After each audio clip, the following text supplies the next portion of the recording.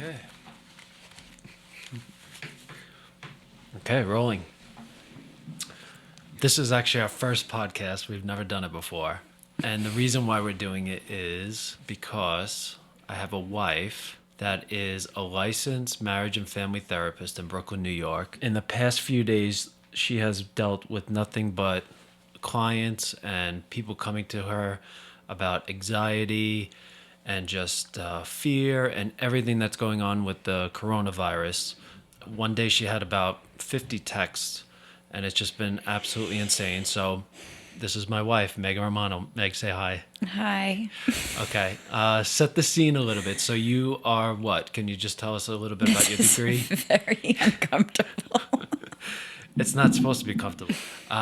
So, anyway, Meg, set the scene. What's your title, what you do, and just tell us a little bit about your certifications and what you're well known for.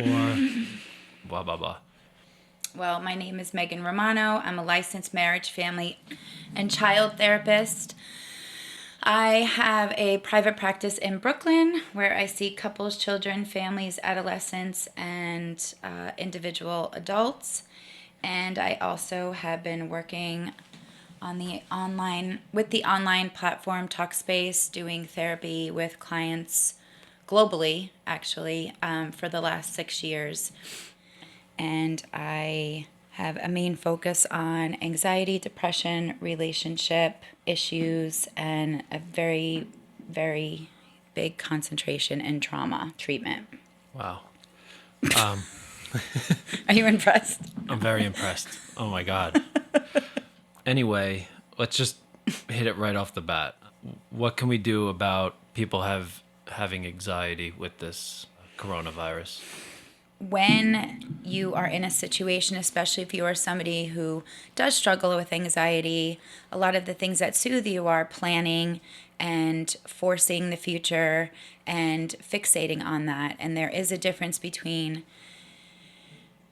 ruminating anxiety that just keeps you looping over and over again on the same panic thought versus having an anxiety feeling, having anxious thought, and being able to kind of make space and notice how you're feeling, notice how your body's feeling, notice the anxiety, note that, wow, I'm really feeling super anxious right now about the news.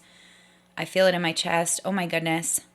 I have to just kind of welcome it. Part of what we do as a society is we just push things aside and expect them to go away, but our bodies just keep giving us signs that it needs to be tended to. And so making sure that you are able to just be aware of your body and notice how you're feeling and create the space for it is going to really help. And this goes for everyone. So I'm not trying to push anything on anybody. This is just science and how the body works. And not only being able to make space for that anxiety, but being able to accept that you are not in a good space. When you accept something, you are able to acknowledge that you don't like it, and it's okay to accept that you don't like it, right? I accept that I now have to prepare for possibly being quarantined in my area, and what is that going to look like? I don't like it, but I can notice how I feel about it, and I can accept that I don't like this. Right. And the acceptance is really going to help you move out of that what we call hyper aroused state where you're in a panic state, you're in a survival mode, and you can't think clearly. When you're in that state of mind, your brain is in survival mode and it shuts down the parts of the brain that are about planning and organizing and being logical. And if you stay in that elevated state all the time, you're just constantly adding more and more stress on top of more stress, on top of more stress, on top of more stress.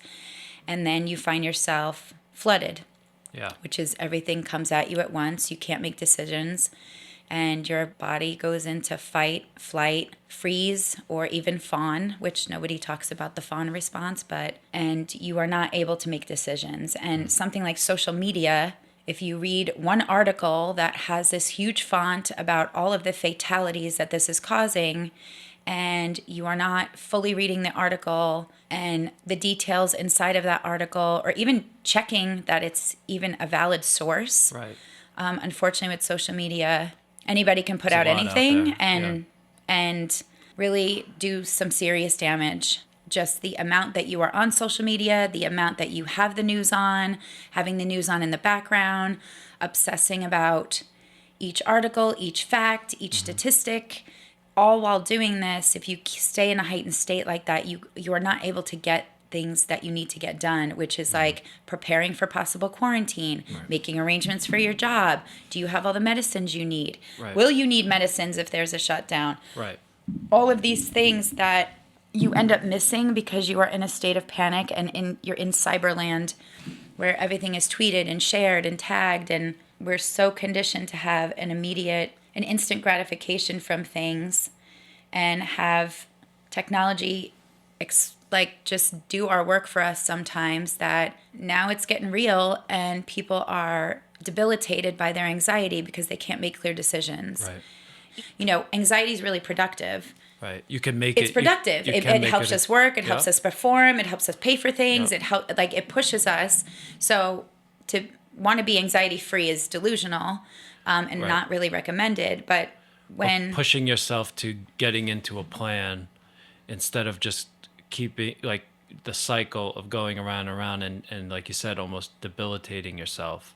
you are not necessarily aware if you're in like a hyper aroused state, Right. like we escalate. And so if you don't notice your body in the beginning and you don't take inventory of how you're feeling and where your mindset is at and interject at that point, then that's when things really escalate and we ignore all those signs and things just pile up, and then boom, we're screaming at our kids just for asking for a crayon. Right. Or we're screaming at somebody else because we're really just nervous about what's happening. And we should be nervous. Everybody should be nervous, but nothing is guaranteed in life. And somebody who is able to reset that record so that the entire record plays all the way through, that's what's going to get you through things. That's good. My clients, we talk about playing the tape forward because I will often get clients ruminating on the same thought over and over. And I'll just say, okay, let's play the tape fully. So take one of your biggest fears and play it out completely. Well, my biggest fear is that the world is ending right now. Okay, so what does that mean for you? Well, I'm just scared that the world is ending. Okay, so what does that mean though? Well, it just means the world is ending. Like, we should be freaking out. Well, if the world is ending, though, what do you want that to look like for you? Like, what do you want your life to look like? You have 5 days to live. What do you want that to look like? Who are you with? What is your meaning of happiness? Like, what is your definition of how you would want to live out the last days until Armageddon? Right. But the looping is counterproductive. There's no great outcome other than it's actually doing the opposite. You're worrying so that you are able to anticipate an outcome. However, the amount of worrying you're doing is actually breaking your body down and causing stress and causing hypertension and causing low immunity and causing all of these things that eventually are debilitating you no matter what. So your quality of life it's not doing anything. Right. It's not productive. Anxiety is productive when you can have an outcome. So I'll say to a client, all right, I know you're freaked out about all this. What is your number one concern right now? And every single client has had a different concern. And we just focus on that huge concern and we kind of dissect it and we go through, okay, so let's say the school does close and your job doesn't know if they can provide you to work remotely. What are some other things that can happen? And what is in your control and what's out of your control? Part of the things that we obsess about, the amount of energy that is being taken up in your brain over things that are not in your control. Right. That's something that I do. Insane. That's something that I definitely do. Oh, if your brain, Eric, was a pie chart and let's shade in the area that is obsessing over things out of our control. Getting roasted. No. It's reality. I know. It's and that's a why I'm talking about 95%. You would have 95% of that shaded in with things that are out of your control. So that 95% of your brain capacity is going to things that you can't do anything about. So really coming to terms with what is in your control and what is out of your control is one of the number one things that I would say to focus on. We can't do things to stop this virus per se because it's here. Right. But we it's not going can away. do things to prevent the spread. We can wash our freaking hands. We can stay home when we are sick. We can be mindful of who we are shaking hands with. Cover yourself when you're sneezing. Like all of these things, use hand sanitizer. These are the things that you can do to prevent the spread of this illness. If you have loved ones you're concerned about, check on them. You have senior citizens that I'm so scared. Some client today, I'm so scared. I'm so scared. My elderly family, I don't think they have enough food. I'm so scared. I'm so scared. I'm so scared. I'm scared. And I said, did you call them?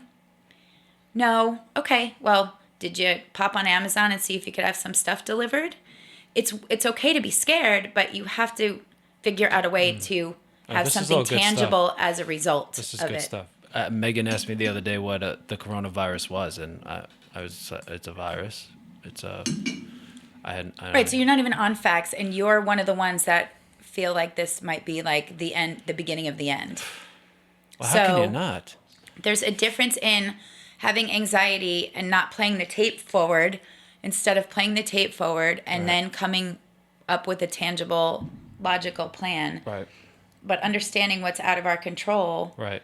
is really, really, really important. You know, this is difficult too because even the most calm person is most likely triggered at this point. If you're feeling this way, chances are millions of people are feeling this way, right? Absolutely, and that's why I think it's good that we're doing this, because I've been a ball of anxiety. It's just been insane. Your world is now turned upside down, not to mention anything else you've ever faced in your life. So any other type of trauma, any other type of situation, and then you go on social media and now it's playing even more. Now it's just being shoved down your throat. Oh, and boom, you get all within an hour that a travel ban has been happening. The NBA has suspended this. Disneyland is closing. Broadway is suspending shows. Right. March Madness is canceled. Like, it's just one on top of the other, on Right. top of the other, on top of the other. Like, there's no way. It's like trying to run in quicksand. It's like if you get across, great. Right. But if you stop for a second and focus on the things that are out of your control, like, Right. not only are you impacting your life, you're impacting other people's lives. It's very difficult because we fear the unknown and we want answers, and anxiety, that's what anxiety wants us to do. You know, too much focus on the future is anxiety, and too much, focus on the past is depression. And it's important to stay right in the here and now, because in the here and now is tomorrow's not promised. Nothing is guaranteed but change. And in these obsessing things, you can take 10 minutes out to do something you enjoy. You can shut the TV off. You can silence your phone for a minute. I have laid off social media for 2 weeks now. 2 weeks. I have good. laid off of social media. That's I really probably hard. should be more on it, but I have laid off of it because I can't. It's gotten insane. It's too much. I don't feel good off of it, and I Yeah. have to preserve myself. That's what Right. people don't understand. You have to preserve yourself for the people who need you. Anybody who has children, you have animals. There's so many different things. You're taking care of elderly, whatever. There's so many things that you need to preserve that energy for. And those articles and the posts, it's all going to be there. This is not going away. So at least not right now. Yeah, you're right. But being able to put that down and take in the moment, like Yeah. all these precious moments we're missing. Right. This is not the only thing going on in the world. Right. Like, There's and, other viruses. There's well, other things. but it that- also takes one negative thing to impact our brain for the rest of our lives, and that's not how it works with positivity. Positivity, you have to work 50 million times harder to create new neural networks in your brain to be able to withstand things like traumatic events. So all the little, you can stop, you can lay off the media for a second. Right. You can lay off Twitter for a second. It's all going to be there. Right. Being able to do something productive again is really going to help soothe the anxiety. Even Yeah. when I'm anxious, I will go organize something because I just need a productive way to get it out, and I need like a finished product. Yeah, just to get your mind off it a little bit. I've noticed you've been like organizing things and doing things. I actually the other day did a puzzle. But just breathing is going to be one of the number one ways to try to calm your brain down, because it's in survival mode. It's in fight or flight. There's too much adrenaline happening. And And when you can breathe, it'll signal to your brain that you are safe and you are okay, and it doesn't need to do that. And even just holding in for 4, like breathing in for 4, holding for 4, exhaling for 4, and holding for 4, and doing that 3 times, it's called box breathing, can be a world of a difference. Squeeze your palms like as hard as you possibly can and be like, I can't believe I'm so anxious about this, all this stuff. Oh my gosh. Clench your whole body and just release.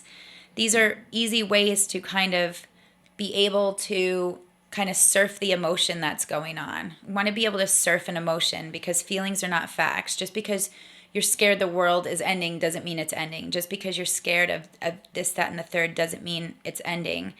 And there's a benefit also to kind of being the potential of being trapped with loved ones. Like there's, you can try to make the best of a situation because these little kids, they're watching and they're already anxious for so many things over so many reasons. And you are their person. If you're worried about elderly parents, make sure that you are in contact. Maybe you have to show grandma how FaceTime works. Maybe you want to send, a quick care package. Like, I'm sure everything is taken care of, but just thinking of you. These are tangible ways. Make sure you have pet food. Make sure you have medication. Make sure you have medicines. Medication and medicine, same thing. Right. It's really important to focus on what is in your control. So I think there's a lot there. I think we should just sum it up really quick little footnotes with everything going on with the coronavirus. Focus on what's in your control and just accept it. Just accept it. You just have to accept it. Okay. Acceptance does not mean agreeance. Thanks. And make space for the meltdown. Like, go have your meltdown. Go panic in private. I always recommend one of the best places to have a meltdown is in the shower. Okay. Because you can't tell whose tears are what, and it's private, and you can freak out, but then you have to straighten your crown and march on because decisions have to be made. Focus on what's in your control. Stick to the facts. Awesome. Do something productive and tangible. Take a break from social media and the news. Take time to reevaluate things. Meditation. Try breathing. Stock up on your medications. Seek professional help. Plan as long as there's an outcome. All that, yeah. Well, we don't know yet. This is good, and I'm glad I forced you to do this, and I'm just glad you took the time. I love you very much. Love you too. Okay, and if everybody likes it, let us know. We have no idea what we're doing. We don't even know what this is called. We don't even know what it's called. All right. Thank you. Bye.